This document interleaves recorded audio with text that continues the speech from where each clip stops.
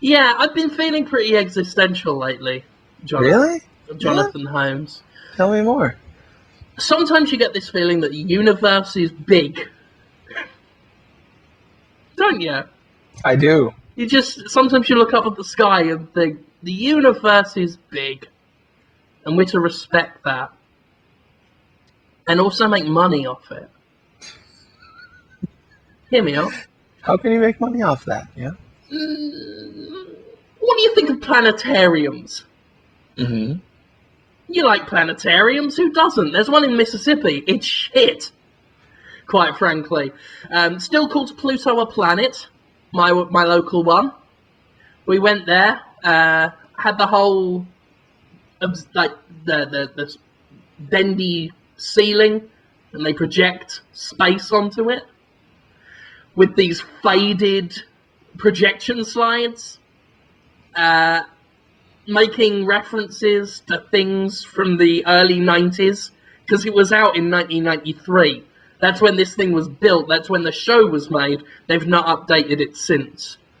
Full of old jokes about Trekkies. It's dreadful, but it is about the level of commitment you expect in the middle of Mississippi. And if that's what they're charging people for, Jonathan, we can do better. Now, I had this idea when you were talking earlier about how you sometimes think people believe you to be the center of the universe. Why be the center of the universe when you can have the universe in your own house? Whoa, how do you do that? By me and Conrad coming round to your house, Jonathan, and turning it into a planetarium. Oh. It's a great idea, right? Me and Conrad, right? Come round to your house, buckets of black paint everything. The ceiling, the walls, your television, windows, furniture. I want it all black. Some would say the easiest is just move everything out, but we'll just paint everything so it all looks black. Get glow-in-the-dark paint. We've still got some left over from when I painted the ghost brick last week. And I've been thinking of a way to make, because we want them painted like stars in your apartment. I was thinking of getting some homeless people, putting them in your apartment, and getting them to masturbate with their hands covered in glow-in-the-dark paint. So that as they're furiously giving themselves the vinegar strokes, they're just splashing paint off their hands onto your floor and ceiling and walls. And when they're finished, when they've, splattered all down their thighs, there'll be a lovely starlit scene in your apartment, Jonathan. It's people don't want semen on their ceilings and floors. Well, it's mostly glow-in-the-dark paint that's been splashed off by the vigorous hand motion gestures. If you're concerned about, like how it's going to look, we could maybe get Neil deGrasse Tyson in there to make sure that, everything is astronomically accurate. We could. We should ask Neil deGrasse Tyson if he's interested in overseeing about 10 homeless men masturbating in a dark room with glow-in-the-dark paint. Just to see if it's a genuine space scene, Jonathan Holmes. Are the homeless men, what's their motivation? Just because they're homeless doesn't mean they want to be in my house masturbating with glow-in-the-dark paint, I don't think. If we tell them there's meth in it for them, they will. Maybe. There's a lot of types of homeless people. Some people are just out of work. Yeah, but those aren't the ones we want. Yeah. We're looking for creative minds. Artistic types that don't fit into the mold of society, Holmes. There's plenty of them, too. These are the guys that turn their backs on society before society could turn their backs on them. They're thinkers, they're creators, they're builders. They live under a bridge. We go under a bridge, Jonathan. All of us together, armed with hockey sticks with razor blades taped to them, I would advise. Gather around some of the meth heads and skag heads outside, gathered around a burning trash can and say, "Hello, lads, do you want to earn some meth? Or some drink? Whatever. Whatever drug you want, Holmes can get it for you. He works in a hospital." All you got to do is come round and pleasure yourselves. It's hardly work. Just to help us get our observatory off the ground, our planetarium. Sorry? You can't say these things out loud. This is like George Lucas dialogue. You can write it down, but when you actually say it, it's you can't say that. You know? It doesn't sound like human talk at all. Can't! Can't! I don't think you can. Don't tell me can't! Don't like being told I can't do things, Jonathan. I'm sorry. That was rude. Right, yeah, it was. I'm glad you apologised. Now back to the homeless men whacking away in your black painted apartment. You painted your dog black as well, especially over its eyes. Oh no! 10 homelesses. They've splacked off. There's now a beautiful starlight scene, and the smell of cum, which is what space smells like. Really? I thought I've always been told that the absence of smell is the smell of space. No, actually, recently they confirmed that space has a smell. And it smells like... I can't remember what Alex told me they said it smells of, but everything I end up owning and living in ends up smelling of cum. So I'm going to assume space does as well, like everything else in my life. It shows that you're virile. Is that the right word? Virile? Shows I'm fucking bored. Anyway, we're spending far too long on that. I'm sorry. more interested in, getting the tennis balls and the just other round things, bowling balls, space hoppers, that we're tied up with string and nailing to your ceiling to make the universe. What do you reckon on that? It's going to be great. So we've got all the planets arranged. How many are there? We've got Mars, Earth, Saturn, Wind, Water, Fire, and Heart. And they're all hanging up in the ceiling. Or from your ceiling. And we've got some torches that we've kind of placed around. Now, we invite families round. We say Boston's very own planetarium, made up by Jonathan Holmes, Dr. Jonathan Holmes, spaceologist, PhD. $50 per head.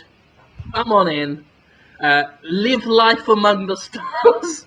Live life among the stars as you've never seen it before. And we play that Zirkus Brackus Brackus song, the one that goes da da da da da, like that. Boom, boom, boom, boom, boom, boom. And me and Conrad are like doing narration because it'd be like a big show. We've got all the people. We've got all the people lying on their backs, so that it's like an observatory planetarium type thing. They're all lying on their backs on the floor of your apartment. I'm reckoning about 30 people. Families, children, mothers, fathers. They're all lying on the floor of your apartment while we're playing Zackus Brackus Brackus, Ric Flair's music. And we say space. That it is big. It was invented in 1984 with the Big Bang. Boom, boom, boom, boom. Boom, boom, boom. And on that day when there was nothing, Jonathan Holmes was born. Boom, boom, boom, boom. And you come out, Jonathan. 1984? You come out, Jonathan, wearing a silver dressing gown and nothing else. Just a silver dressing gown. It's all closed up, so don't worry, no one can see anything. And you start walking grandly over the families while they're lying on their backs looking up. And you're like stepping over their heads. And we say, boom, boom, boom, boom, boom, boom, boom, boom. Jonathan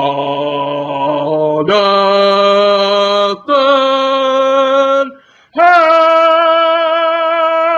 Boom, boom, boom, boom, boom, boom, boom, boom. Jonathan Holmes.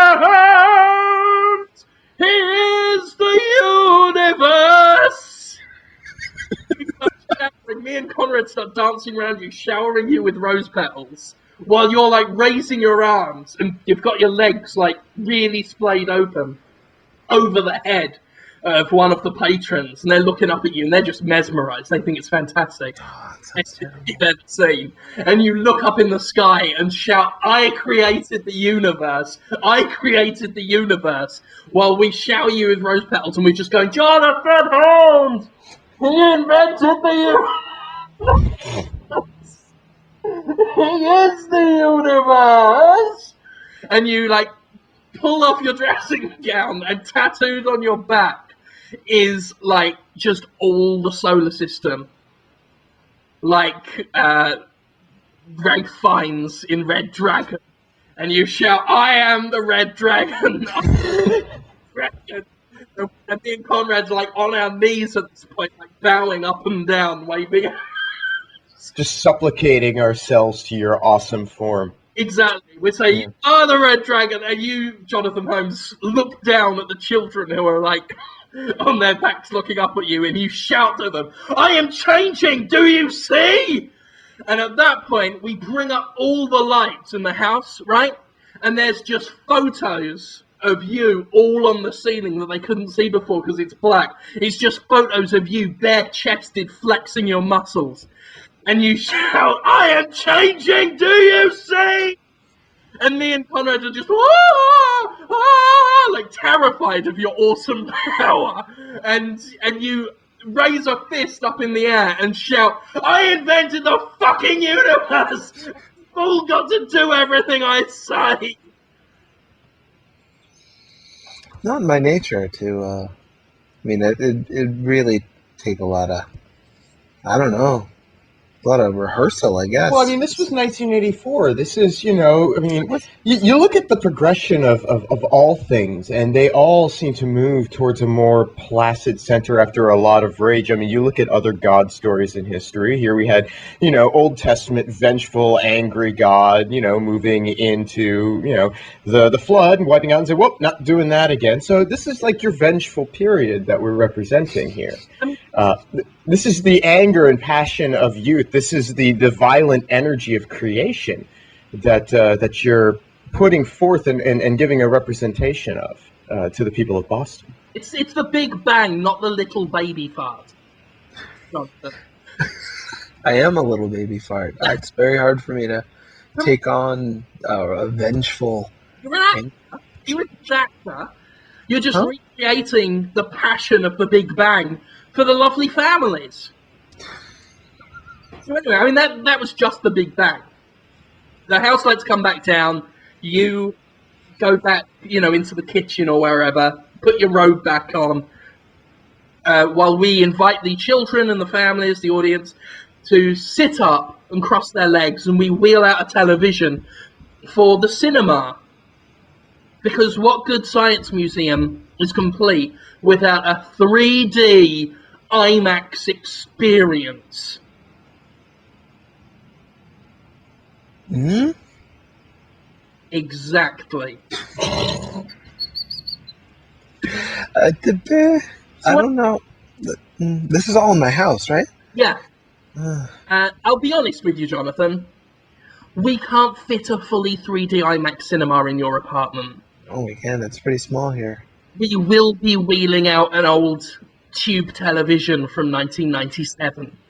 But it is a Sony, and it is almost widescreen. But we will still be telling them it's 3D, and we will be giving them 3D glasses to watch. We turn it on. It's hooked up to a VHS tape recorder. Don't worry, I've got all that worked out. We stick in the VHS tape and say, "Ladies and gentlemen, please sit down and watch this informative documentary in 3D on the nature of space and humanity's long-running struggle with its own insignificance in the universe and how it strives for more. Space is big." This is how the documentary starts. That much you know. You have learned, weary travellers, of how the universe was invented by Jonathan Holmes in 1984, who is also the universe. That Big Bang was fucking scary, wasn't it, kids? don't worry, that bit's over. You won't be seeing that man again. In 1996, the first manned space shuttle went to the moon. Piloting that space shuttle was none other than Jonathan Holmes, a famous astrophysicist and astronaut and fortune teller. He went to the moon in 2 days in his shuttle. I don't know where this bit's going, Jonathan. And when he landed on the moon, he gave birth to himself. Whoa. Using computer animation or probably just some modeling clay. Have a model of you, Jonathan, on the moon with a big, like, fat woman's pregnant belly. And the camera whooshes in between its legs. And there's a big blinding light comes out between your legs, vagina-shaped. And it goes in.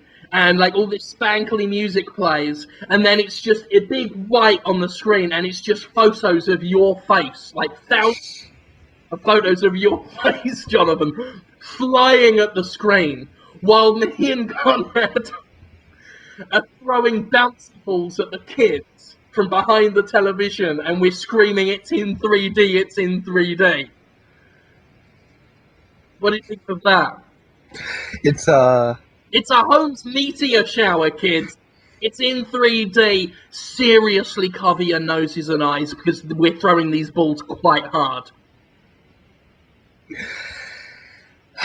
It's there's a place for it. There's a place for this for sure. So that's the. I think maybe we could get Kurt Schilling to throw some of these balls at the kids. I mean, he's not doing anything, right? He's in the area. He's around. Yeah, he's got. I'm sure he's not busy. He's looking for a fucking block of cheese at the moment. So we'll get Kurt Schilling to start really hurling bouncy balls at the kids, so that it's, they're thinking, oh my god, Jonathan Holmes' face, the famous astronaut Jonathan Holmes' face during his metaphysical rebirth on the moon, his face is coming at us. So that's exciting for the kids, isn't it, Jonathan? It is all 3 dimensions. Absolutely. So anyway, that's the end of that documentary. We wheel the television back out, bring up the lights. You, Jonathan, sit on the floor cross-legged, and we each give the kids a photograph of you, Jonathan, and you get to sign them. And that's it. Okay, sorry, yeah. I sign autographs for the kids, yeah. Who wouldn't want a signed photograph of the man who both invented the universe and gave birth to himself on the moon metaphysically? It was a revelation for you. Children believe things that adults tell them. It's possible that they would believe it and be really unsettled and unable to eat that night because they felt like because god. They're so impressed. No, I understand. No. I understand completely. Like I say, it can be traumatic when you come face to face with your own role in the universe, which isn't even a role at all. And we will explain that to the kids. As they leave, we'll sit them down. We'll do a grief counseling session. We'll assure the kids. We'll sit them all down. We'll say, right, now, children, obviously what you saw here today was entertainment, educational, but it was entertainment. Now, it was all true. You can see my PhD, and I'll flash them a bit of paper with PhD written on it. Obviously, it all happened, and you may be thinking nihilistic thoughts right now, because, to be honest, once you've been in the presence of Jonathan Holmes and had him sign a photograph of his own face, you feel kind of worthless in life. There's really nothing left. No. I mean, the universe is beautiful. The universe is majestic. But don't worry about it. Now, fuck off.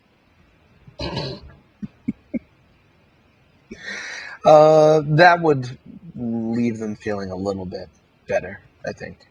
Because they could probably pick up on the tone that it's not real, that I'm not really God, and I didn't really just endorse someone throwing. Well, no, they would have to deal with the truth that adults did just hit them in the face for a while at the museum, which is just my house. No, the only thing that will negatively affect them there is they won't be able to go back and watch their crappy real-life televisions after experiencing the majesty of 3D. High-definition 3D. You're going to get kids to go out and play. I mean, you see what's going to happen here. Regular entertainment is just not going to suffice any longer. And they're going to, they're going to look at the televisions and they're going to think, God, I want to experience 3D. And the only way to do that would be to go out into the world. And maybe we can inspire, and instill a love and a passion for science, and maybe get some of these kids to hire some bums off of the street to masturbate in their own rooms and build their own planetariums. And I think the possibilities here are limitless. And I'm really impressed, Holmes. You've got a great idea here. No, it's not my idea. Inspiring children. A parent will say, "Hey kids, do you want to watch SpongeBob television programs on our stupid TV?" And the kids, 4-year-olds will look up and say, "Mother, Mama, Papa, I have flown with the eagles, and you bring me chicken feed.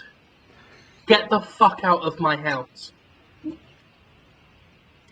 I don't think they will say that. They will, because I'll be telling them to say it. I'll say, if you don't say that to your parents next time they turn their televisions on, Jonathan Holmes is coming to get you, and you saw what he did here today. I don't want to be a He knows where you live. bad man and make a world bad. I don't want to make things worse for the people. The Jonathan Holmes giveth, and the longeth and John Silver ball bags. That reminds me, everyone, we need to make sure everyone pays by check, so we have all the addresses of the children. Oh yes, and you can actually go around their house, Jonathan. Because at Dr. Jonathan Holmes PhD's Planetarium, the experience doesn't end when you want it to. How's that for a good tagline? It's How is that value for money?